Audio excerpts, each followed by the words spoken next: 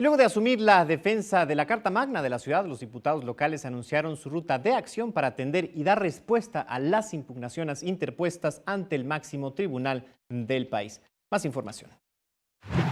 Debido a que la Suprema Corte de Justicia de la Nación determinó que la Asamblea Legislativa es la instancia responsable para responder sus requerimientos por las acciones de inconstitucionalidad presentadas, el presidente del Legislativo local informó que analizan el grado de responsabilidad que tienen en la defensa de la Carta Magna.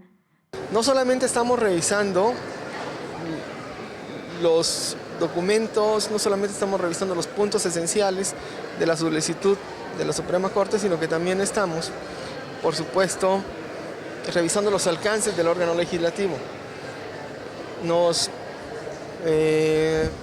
consideran autoridad responsable. Estamos justamente revisando los alcances que tenemos como autoridad responsable. En este sentido, agregó que buscarán reunirse con las cámaras de diputados y senadores a quienes solicitarán la información que tengan bajo su resguardo y que pudieran complementar la respuesta de la Asamblea a la Corte. El legislador detalló que la ruta para la defensa de la Constitución se basa en la revisión documental del Archivo Histórico de la Constituyente.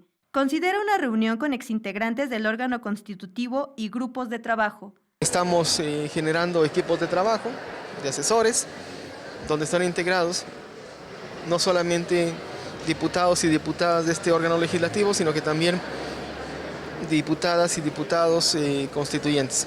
Con imágenes de Sergio Villanueva e información de Edwin Hernández, 21 Noticias.